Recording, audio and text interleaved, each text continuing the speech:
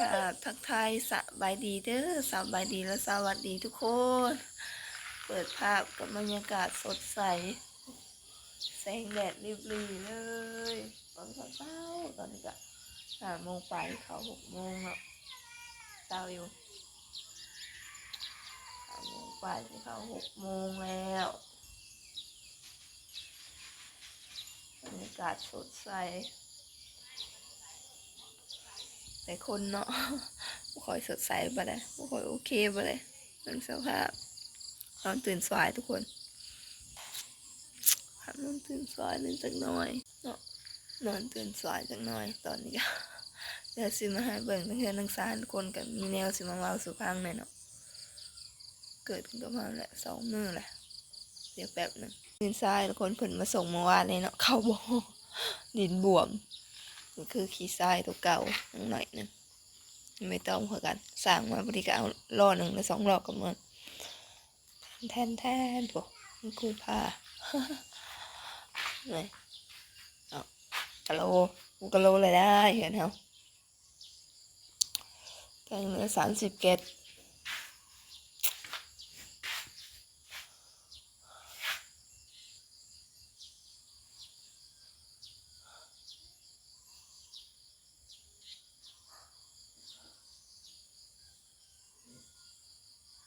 มื้อละ30 เกต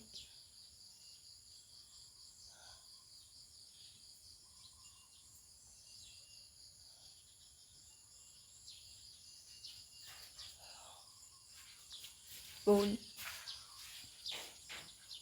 เอาอยู่หูเนี่ยเนี่ยเป็นยังไงทุกคนทางหมอกระโทนอยู่ขอคนปูนทันแล้วเด้แทนตั้งแต่อยู่ห้องนี่แล้วมาแล้ว4 กิโลสั่งท่านมาพอตะเศร้ายังบ่หลายก็ที่ได้ปูในห้องเราก็สิได้ขนเครื่องขนของออกบันแรงก็นานก็ได้ออกนอนอยู่นอกขนเครื่องขนของออก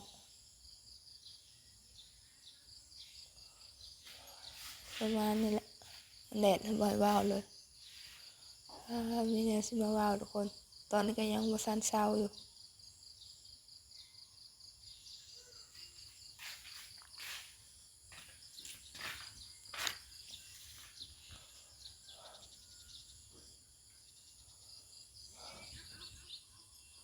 นี่เนาะทุกคนก็คือมีแนวมาเล่าสู่ฟังนอนบ่ได้ค่อยรับเมื่อคืนนี่ปีนก็เลยนอนมานอนอีกกี่นี่ตื่นสายนี่เข้าแน่นตับเอิกเนาะนี่แน่นหัวใจอยู่เบื้องไหนทุกคนเบื้องซ้ายหรือเบื้องขวาซ้ายขวาแต่นี่เข้าแน่นเบื้องนี่เนาะแหงนี่แบบว่ามันเน้นลงคือหันใจบ่อยากติดนี่นะเป็นมาได้2 มื้อแล้ววานนี่กับมื้อซื้อนี่แล้วก็มื้อนี้ตอนเช้านี่เฮาแน่นเลยคือหันใจบ่สะดวกนี่แหละแน่นตาเอิกก็คือเฮาเป็นคือซ่องตอนที่เฮาออกมาพักฟื้นอยู่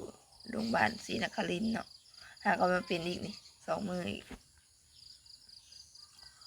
นอนตื่นสายหันใจนี่ก็มันสิแน่นมันพืดหัวทุกคนเป็นคือกันบ่เนาะแต่เฮาเป็นนก่อนตั้งแต่ไปผ่าตัดทุกคน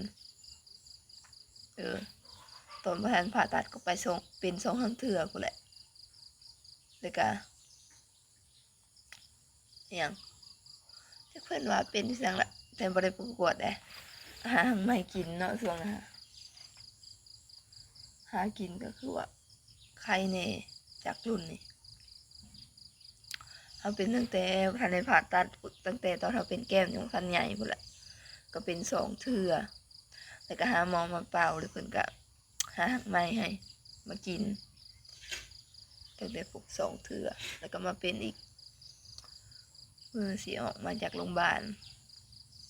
ทางโรงพยาบาลเพิ่นว่าเป็นหัวใจผิวโรคหัวใจนี่แหละแล้วก็ยามากินเนาะตอนนั้นยามากินเพิ่นให้มากิน2 มื้อหรือ3 มื้อเนี่ย แต่ก็หอดใส่เลยลืมกล่องสต็อปซ้ำทุกคนรู้สึกว่าแน่นแล้วมันอยู่บ่ม่วนนะ2 มื้อ3 มื้อนี่แหละเขาเป็นแต่ให้ทั้งแม่เพิ่นไปหาหักไม้ที่เขาเคยกินแต่ก่อนนะลองเบิ่งว่ามันสิเศร้าหรือจังได๋รอบตั้งแต่หมอทวงตั้งแต่พุ่นแหละเนาะแหละหมอว่ารักษาต่อเนื่องบ่แล้วก็เลยบอกเพิ่นว่าบ่เศร้าแล้วกินยาแล้วเพิ่นน่ะ3 คาบนี่แหละแต่ยาน่ะเม็ดใหญ่เลยทุกคนกว่านิ้วมือเฮาอีก2 เม็ดเพิ่นเอามาให้กินตอนเช้าทุกเช้าเพิ่นเอามาให้กินนะหลังจากกวดออกนะก็ถามแล้วก็เลยว่าบ่ได้กวดต่อเอ้ยบ่ได้รักษาต่อ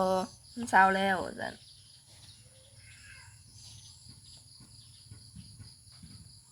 แน่นวันนี้แหละตอนหน้าเฮาจนให้ตอนเป็นรอบที่2บ่แล้วรอบต้นบิดตั้งแต่อยู่บ้านแหละแต่พันผ่าตัดเนาะหลายปีที่ผ่านมาแล้วมันแน่นแฮงเลยจนให้ลองนะเฮาก็มาเป็นถือว่าครั้งที่4นี่แหละเมื่อคืนนี่ก็นอนบ่หลับพี่ปีนมันหันใจยากแน่นตับเอิกแต่มันเจ็บเบื้องนี่บ่ฮู้ว่าเข้าใจบ่ทุกคนเบื้อง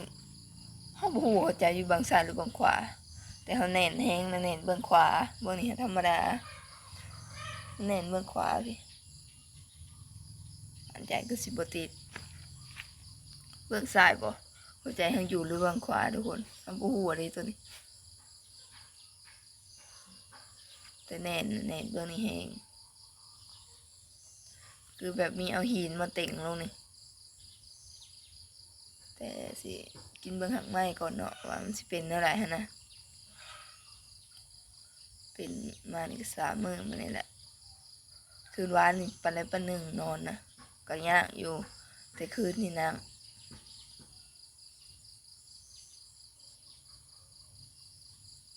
แต่แบบนี้นะเขาเคยเป็น4 เทื่อนี่แหละเนาะตอนอยู่โรงพยาบาลก็จนว่าอยู่บ่ได้ฮะนะอันนี้คือกันนี่แน่นตับเอิกนี่หากินหักไม้เลยสิเฮ็ดหยังน้อแน่นอยู่ยากหันใจก็มันต้องได้หันใจใหญ่แบบนี้นะต้องได้หันใจถังออกเมื่อยน้ำ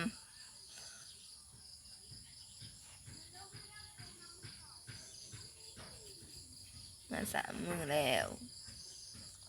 อยู่เป็นนี่ก็บ่ได้ม่วนทุกคนมันแน่นตลอดนี่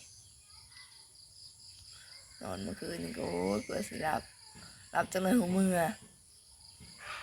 แต่ยังบ่แห้งชอบตอนเขาเป็นตอนนั้นเขาจนหายก็ใจขี้ขาดแห้งเลยมันแน่นตะเบิกหันใจพืชนี่นะหัวเป็นจังไดนะกะสิไปหามันมากินทดลองมาก่อนว่ามันสิเศร้าคือเก่าบ่เพราะว่าเขาเคยเป็นนะเป็นกับกินหักไม้กันดูโดนเถอะคนมันจังได้เป็นอีก2 เทื่อนั่นก็ได้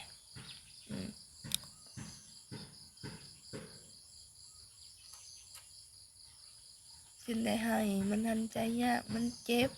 แน่นช่วงนั้นนะเป็นแล้วอันนี้ก็เป็นตั้งแต่อยู่โรงพยาบาลศรีนครินทร์พอแล้วก็มาเป็นอีกมื้อซื่อนี้กำเริบเมื่อคืนนี่ไม่ให้นั่งกันมาเราต้องได้หันใจไปว่าแบบนี้นะ